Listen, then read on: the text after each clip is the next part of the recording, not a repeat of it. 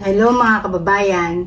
So guys, sa sinampahan ng kaso ng DOJ o ng Department of Justice, yung dalawang independent contractors ng GMA7, no, na inaakusahan ni Sandro Mulak, yung anak ni Nino Mulak, na siya ay ginawa ng kahalayan.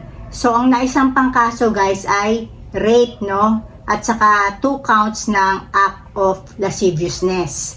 So guys, dito no, nakitaan kasi na kumbaga man malakas yung ebidensya ni Sandro Mulak laban dito sa dalawang bakla na to.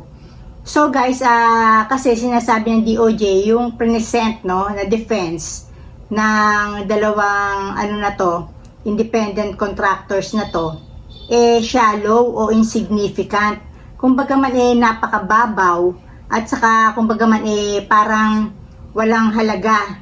So, kumbaga man, nakikitaan nila na totoo yung nirereklamo ni Sandro Mulak.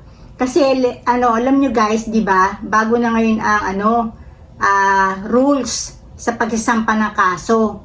Kasi ayaw na nila yung parang mahina ang kaso, tapos basta lang magsasampa. Kasi ayaw na nila na magsayang pa ng time. Na kasi nga tambak ang mga trabaho sa mga hukuman natin. So kumbaga man dun sa bagong batas, pag malakas lang yung ebidensya, saka lang itinutuloy o inaakyat na maging kaso. So ito naaprubahan. So ibig sabihin, yung evidences no ni Sandro Mulak malakas laban dito sa dalawang to. Kasi sinasabi ng DOJ, nakitaan nila na parang nagkutsabahan itong dalawang bakla na to dun sa ginawa nilang kahalayan kay Sandro Mulak. Kasi guys, alam nyo, sa CCTV, no, yung mga footages, no, pag-alis ni Sandro Mulak sa kanyang hotel room, pagpunta dun sa hotel room ng dalawang bakla, hanggang sa makabalik siya dun sa kanyang pinaka-hotel, no, dun sa lobby, makikita, nung bumalik na siya, ay hindi na siya yung dating si Sandro Mulak, no. Makikitaan mo na siya ay parang tuliro, may anxiety, napaupo. So, kumbaga man, alam mo talaga na may ginawa sa kanyang hindi niya gusto na siya ay napagsamantalahan. Kasi guys, kung hindi siya pinagsamantalahan ng mga to, at halimbawa, consensual, o ibig sabihin may consent niya yung mga pinagagawa nila, no? Hindi ganun ang kilos ni Sandro Mulak, no? Dun sa lobby.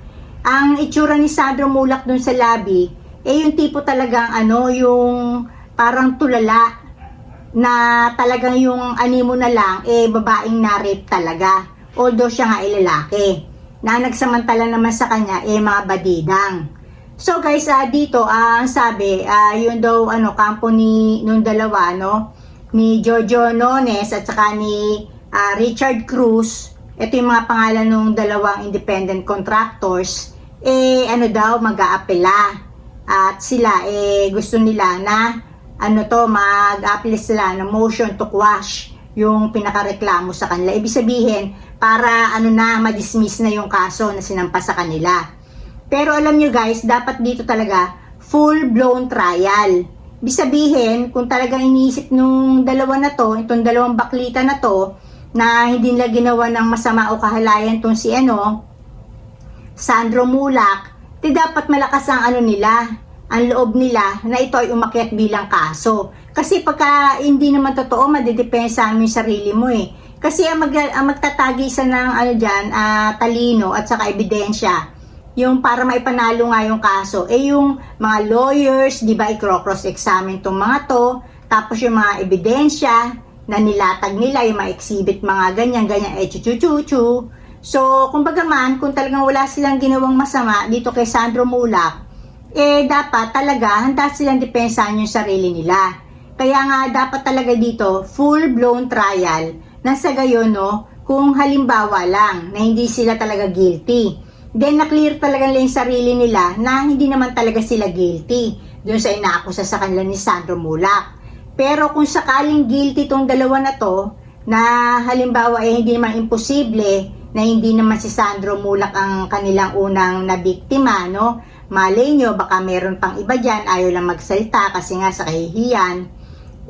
ano naman, makuha rin ng iba yung yung kanilang katarungan, no? Although hindi sila yung nagsampa, pero kung ito makukulong, mapaparusahan sa pamamagitan ng kasong isinampa ni Sandro Mulak sa kanila, para na ring yun na yung pinaka katarungan na inaibigay na rin sa iba, na siguro sa kahihiyan, if ever, no, kung may, sa tingin ko baka may iba talagang unang nabiktima tong mga to ayaw lang magsalita, no?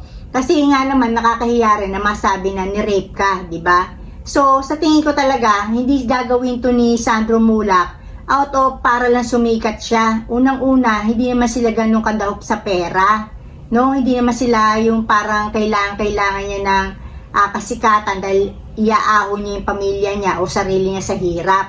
Anak to ni Mulak So, kumbaga man, kung sakali man na ito talaga ma-prove, no, na guilty tong dalawa na to, makuha din naman ni Sandro Mulak yung justice na para sa kanya, no? Para, kumbaga man, magkaroon din siya ng peace of mind, tapos magsimula yung healing process ni Sandro Mulak, no? At nasa gayon nga ito, halimbawa, at saka yung mga iba pa, no, na halimbawang gumagawa rin ng ganito, maging example na to sa iba na masama ang ganito, no? Kasi isa tong, kumbaga man, parang sa tingin ko rin sinabi kasi nila, pasisikatin daw nila, tutulungan nila sumikat, no, o magkaroon ng shows itong si Sandro Mulak, kasi parang pinapaniwalan nila yung bata na sila MSA sa mga casting, no, ng mga TV shows o mga films na ginagawa nila. Parang nagbibigay sila ng false hope. Yung pala, ang gusto lang nila ay manamantala, di ba? Halimbawa, dapat ma-check din yan. Dahil may sinabi sila kay Sandro Mulak na tutulungan, no? Na ma-include si Sandro Mulak sa mga ibang shows nila. At dapat malaman kung talagang meron ba sila talagang kapangyarihan o may say ba talaga sila sa mga casting na mga ginagawa nilang TV shows o mga films, no?